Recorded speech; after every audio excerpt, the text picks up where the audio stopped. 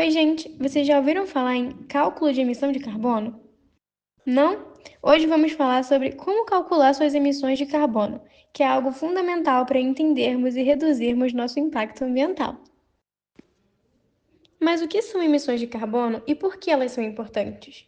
As emissões de carbono se referem principalmente ao dióxido de carbono liberado na atmosfera por atividades humanas, como a queima de combustíveis fósseis, o desmatamento e processos industriais. Isso é importante porque o CO2 é um dos principais gases responsáveis pelo aquecimento global e pelas mudanças climáticas. Mas como calcular emissões de carbono? O cálculo de emissões é baseado em fontes e atividades específicas, como dirigir um carro, consumir energia elétrica ou produzir resíduos. Mas vamos às etapas principais. Primeiro, identificamos de onde vêm as emissões. Existem duas categorias principais: as fontes diretas, que são emissões geradas por você, como dirigir um carro que usa combustível fóssil, e fontes indiretas, como a eletricidade consumida na sua casa. Depois de identificar as fontes, é hora de coletar os dados. Por exemplo, se você dirige, anote os quilômetros rodados e o consumo de combustível por litro. Para a energia elétrica, veja o consumo de quilowatt-hora na sua conta de luz. Agora vem uma parte técnica. Bom, pessoal, mas é simples de entender. O fator de emissão, ele é um indicador que demonstra a quantidade de gases emitida a partir da queima ou da transformação de uma matéria-prima.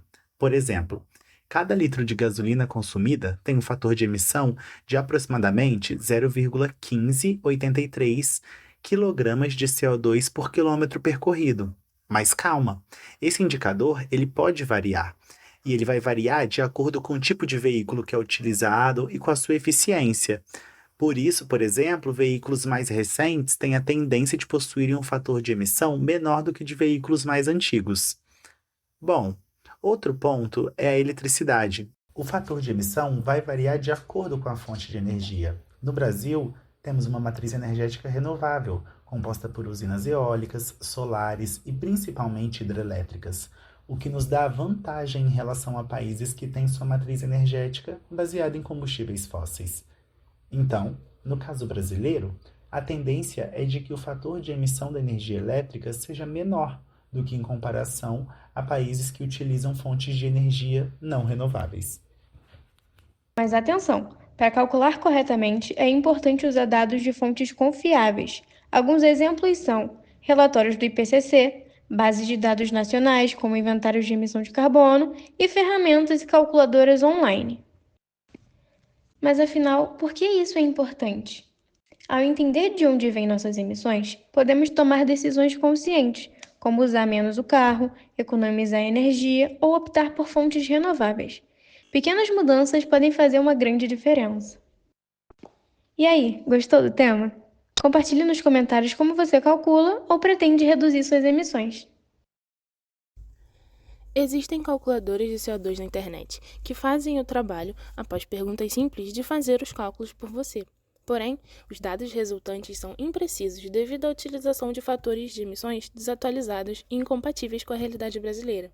Então, fazer você mesmo os cálculos das suas emissões traz uma estimativa mais precisa. As emissões de CO2 são normalmente expressas em termos de massa de gás carbônico, e não apenas do carbono isolado. Então, quando for fazer o cálculo, é necessário utilizar o fator de conversão do carbono existente no combustível queimado, que é 3,67. Isso significa que cada tonelada de carbono emitido corresponde a 3,67 toneladas de CO2. Explicando os cálculos propriamente ditos, as suas emissões podem ser calculadas de acordo com a seguinte fórmula: emissões de CO2 igual consumo de combustível vezes teor de carbono vezes densidade vezes o fator, que é 3,67. É importante lembrar que cada combustível tem uma densidade e teor de carbonos diferente, então procure os dados corretos para o tipo de combustível calculado. Sobre os fatores de emissões. Os fatores de emissões, como já citamos anteriormente, são dados padrões utilizados para simplificar os cálculos. Quando você não tiver tais dados para fazer os cálculos relacionados a transportes por carros, basta seguir a seguinte fórmula. Lembrando, para esse cálculo funcionar, é preciso saber a eficiência do carro, que é quantos quilômetros o carro percorre com 1 litro de combustível. A fórmula é a seguinte: o fator de emissão é igual ao consumo de combustível vezes o teor de carbono, vezes densidade, vezes 3,6, dividido por número de passageiros e distância percorrida. Após obter o fator de emissão, basta multiplicar pela distância desejada e você terá as emissões de CO2 do trajeto. Para as pessoas que andam de ônibus municipais e rodoviários, recomendamos a busca por fatores de emissões padrões para os veículos nas fontes citadas anteriormente. Calcular as suas emissões de CO2 relacionadas ao consumo de energia elétrica é bem simples. Basta encontrar o fator de emissão correspondente ao mês desejado e multiplicá-lo pelo seu consumo de energia.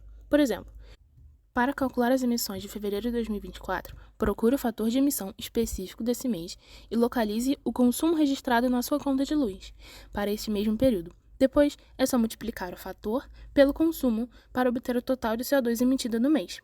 Após fazer esses cálculos, faça a soma e veja quanto é a estimativa de suas emissões ao todo. E aí, quanto você emite de CO2? Conta pra gente.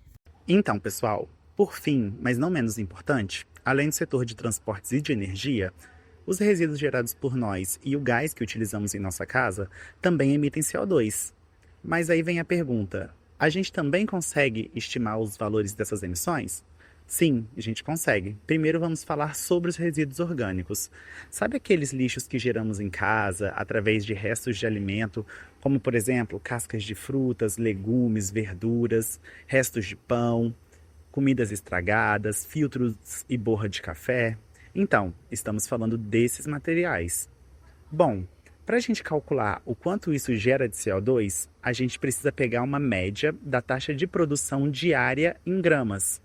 Bom, caso você não tenha uma balança na sua casa e não consiga estimar exatamente o quanto é gerado, alguns estudos eles trazem uma taxa média em gramas. Então, pessoal, como eu disse, nós podemos utilizar tanto uma taxa média, que é estabelecida em alguns estudos, ou nós podemos pesar o quantitativo em gramas que é gerado de matéria orgânica dentro da nossa casa. Bom, depois disso, o que acontece? Todo o resíduo orgânico gerado, ele tem água na sua composição. Então, para a gente pegar apenas o lixo seco, que é o que interessa, a gente precisa multiplicar esse valor por 0,86, que é o teor de umidade. Ou seja, em 100% do lixo gerado, 86% é água. E nós iremos desconsiderar esse valor. Bom, depois disso, a gente vai multiplicar isso pelo teor de carbono, que é um valor já pré-estabelecido, como nós fizemos nos outros casos. Só que tem um porém. O gás que é emitido pela matéria orgânica em decomposição é o metano. Então, a gente deve multiplicar o produto do lixo seco, do teor de carbono, vezes a massa do gás metano, que é o gás que está sendo emitido da decomposição da matéria orgânica.